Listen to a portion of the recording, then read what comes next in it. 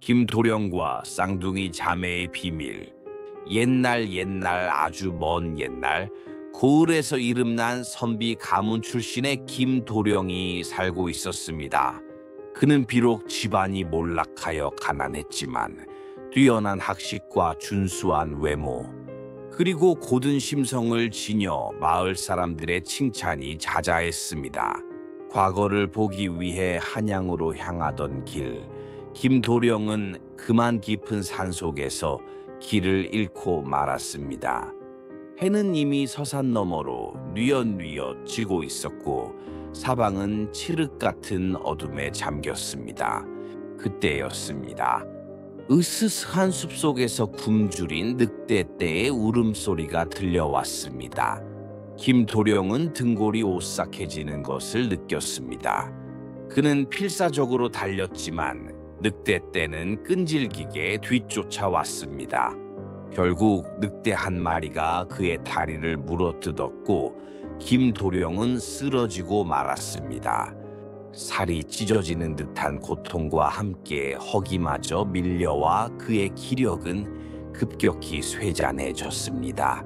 이제 모든 것이 끝이라 생각하며 눈을 감으려던 순간 멀리서 희미한 불빛 하나가 깜빡이는 것이 보였습니다.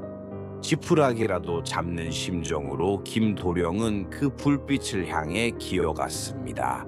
간신히 다다른 곳에는 숲의 고요함 속에 자리 잡은 작은 초가집 한 채가 있었습니다.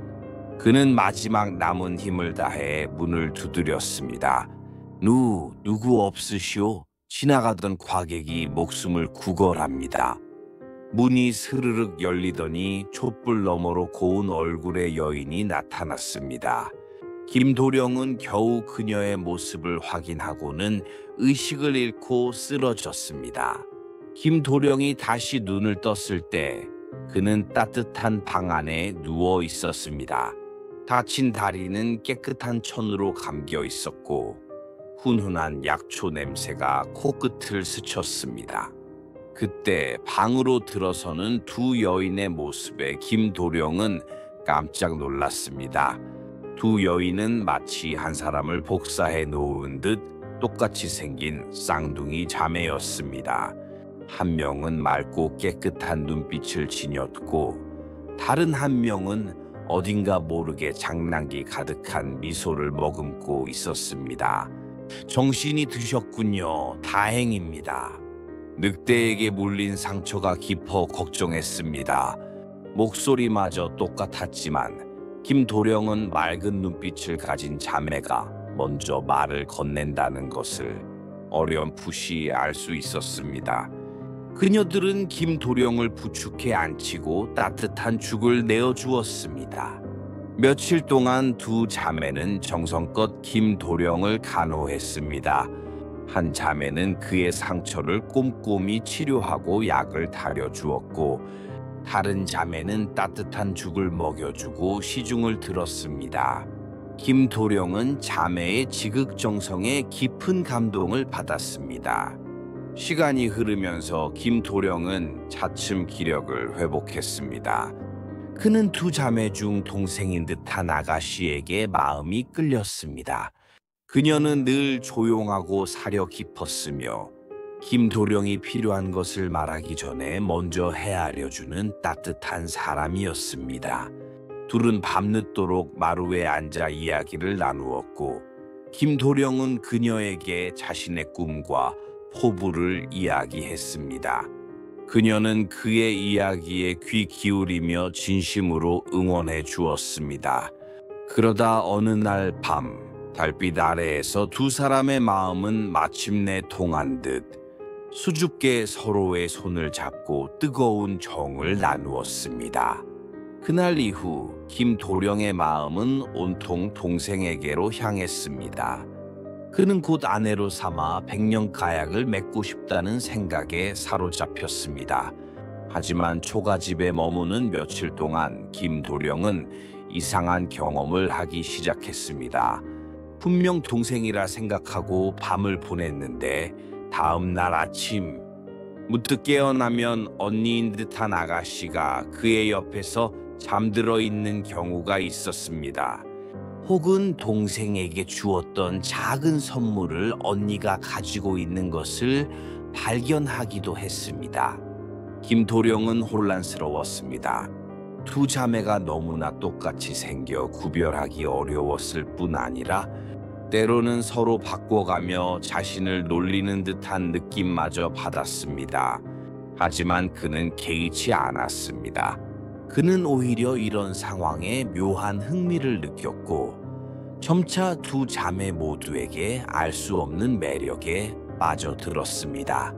결국 김도령은 자매를 구분하는 것을 포기했습니다. 그는 두 자매 모두에게 똑같이 다정했고 두 자매 모두와 밤을 지새우며 깊은 정분을 나누기에 이르렀습니다. 이제 김도령의 상처는 완전히 아물었고 떠날 때가 되었습니다. 그는 두 자매에게 자신의 마음을 고백했습니다. 저는 이곳에서 두 분의 지극정성 덕분에 목숨을 건졌습니다. 그리고 두 분 모두에게 깊은 정을 느끼게 되었습니다. 염치 없는 줄 아오나 두 분 모두와 백년가약을 맺어 평생을 함께하고 싶습니다. 두 자매는 김도령의 말에 고개를 숙였습니다. 잠시 침묵이 흘렀고 김도령은 혹시 거절당할까봐 불안했습니다. 그때 언니인 듯한 아가씨가 먼저 입을 열었습니다. 도령님, 저희는 자매입니다. 어찌 한 사내를 두고 함께 살 수 있겠습니까? 하지만 동생인 듯한 아가씨는 언니의 손을 잡으며 말했습니다. 언니, 어찌 그럽니까? 도령님은 저희를 구별하지 못하셨을 뿐 진심으로 저희를 사랑해 주셨습니다. 저희 또한 도령님을 연모하고 있습니다. 결국 두 자매는 김도령과 함께 살기로 결정했습니다. 김도령은 두 명의 아내를 맞이하는 것이 세상의 이치에 맞지 않는다는 것을 알았지만 두 자매를 포기할 수 없었습니다. 그는 두 자매와 함께 초가집을 떠나 먼 곳으로 향했습니다. 아무도 자신들을 알지 못하는 새로운 곳에서 행복하게 살고자 했습니다. 세 사람은 산골 마을을 벗어나 며칠을 걸었습니다. 그러다 넓은 평지에 다다랐고 그곳에 터를 잡아 새로운 삶을 시작했습니다. 김도령은 밤낮 없이 밭을 일구고 사냥을 하며 두 아내를 먹여 살렸습니다. 두 자매는 서로를 질투하지 않았습니다. 오히려 서로를 돕고 의지하며 김도령의 곁을 지켰습니다. 두 아내의 지혜와 현명함 덕분에 김도령의 살림은 날마다 불어났습니다. 사람들은 그들을 보며 신기해했습니다. 한 사내가 쌍둥이 자매를 아내로 맞아 사는 것도 놀라운 일인데 세 사람 모두 불화 없이 화목하게 사는 모습은 더욱 경이로웠습니다. 그렇게 몇 년이 흘러 쌍둥이 자매는 각각 아들과 딸을 낳았습니다.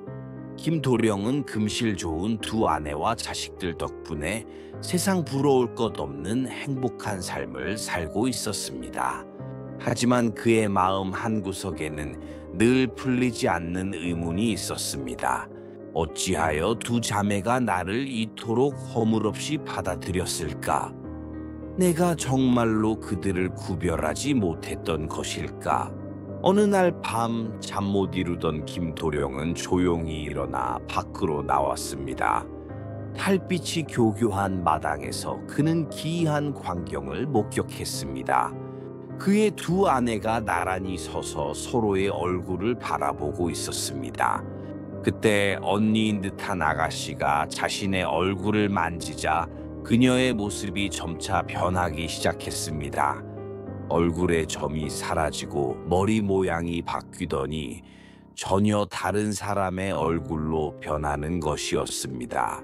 그리고 다시 얼굴을 만지자 원래의 모습으로 돌아왔습니다. 김도령은 깜짝 놀라 숨을 죽였습니다. 그때 동생인 듯한 아가씨가 웃으며 말했습니다. 언니, 어찌 아직도 그런 장난을 치십니까? 도령님이 보시면 어쩌시려고요? 호호호, 가끔은 옛날 생각이 나서 말이다. 우리가 도령님을 얼마나 애태웠더냐.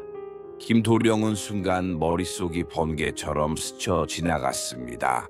설마 그들이 쌍둥이가 아니었단 말인가? 그는 조심스럽게 마당으로 나섰습니다. 여보, 당신들은 대체 누구시오? 김도령의 물음에 두 여인은 놀라 고개를 돌렸습니다. 그리고 이내 체념한 듯 깊은 한숨을 쉬었습니다. 언니인 듯한 아가씨가 먼저 입을 열었습니다. 도령님, 이제는 저희의 비밀을 말씀드릴 때가 된 것 같습니다. 사실 저희는 쌍둥이가 아닙니다. 김도령은 충격에 할 말을 잃었습니다. 저는 본래 이 산을 지키는 숲의 정령입니다. 그리고 제 옆에 있는 이는 제 몸에서 분리되어 나온 또 다른 자아이지요. 자매인 줄 알았던 여인이 사실은 하나의 존재였다는 말에 김도령은 믿을 수 없었습니다. 도령님께서 늑대에 쫓겨 쓰러지셨을 때 저는 죽어가는 당신의 순수함을 보았습니다. 저는 본래 인간의 모습을 하고 있었으나 너무나 오랜 세월 홀로 지내 외로웠습니다. 가끔은 저 자신을 둘로 나누어 서로 이야기하고 놀며 외로움을 달랬지요. 저는 당신의 생명을 구하고 싶었고 동시에 제 외로움을 달래줄 인연을 찾고 있었습니다. 여인은 눈빛이 아련했습니다. 제가 당신을 간호할 때 저의 또 다른 자아가 당신에게 먼저 다가갔습니다. 그리고 저 또한 당신에게 마음이 끌렸습니다. 저는 당신이 저를 구별하지 못한다는 것을 알면서도, 아니 오히려 그래서 당신의 순수함과 진실된 마음에 더 깊이 반했습니다. 당신은 외모가 아닌 저희 본연의 존재를 사랑해 주었습니다. 결국 저는 저의 두 자아와 함께 당신과 인연을 맺기로 결심했습니다. 그것이 저의 외로움을 영원히 채워줄 유일한 방법이라 생각했기 때문입니다. 여인의 이야기는 김도령의 상상을 초월했습니다.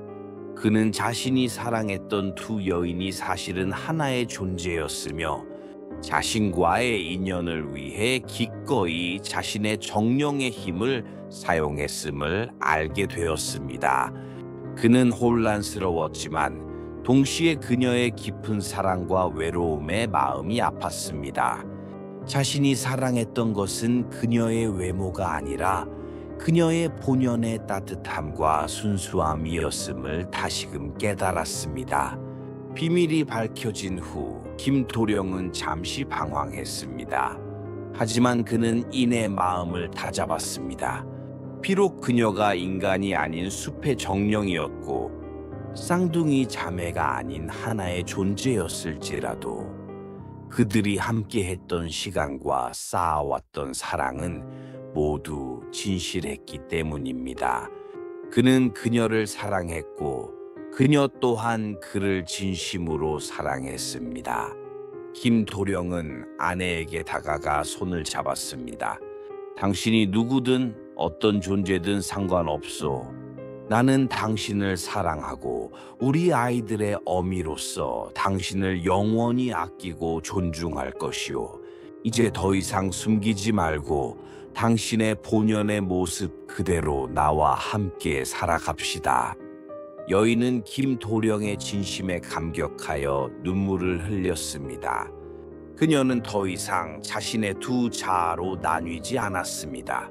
하나의 완전한 모습으로 김도령의 곁을 지켰습니다.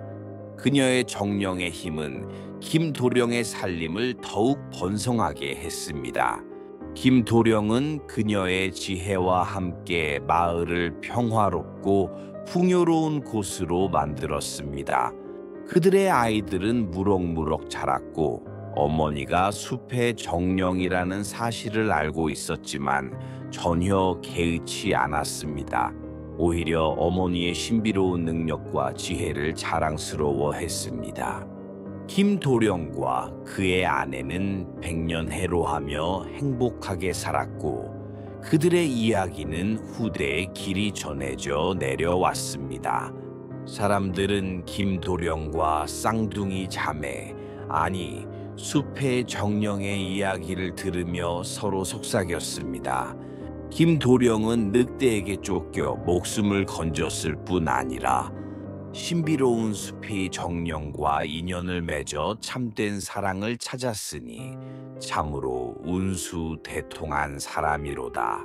겉모습만 보고 판단하지 않고 진실된 마음을 보았기에 이런 기이하고도 아름다운 사랑을 얻었으니 이 이야기처럼 우리는 때로 눈에 보이는 것만이 전부라고 생각하고 쉽게 판단하곤 합니다.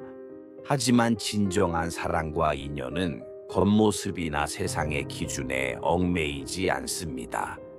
마음으로 상대의 본연의 모습을 헤아리고 편견 없이 사랑할 때 우리의 삶은 진정으로 풍요로워지고 상상 이상의 기적 같은 행복을 만날 수 있음을 이 이야기는 우리에게 조용히 일깨워 줍니다.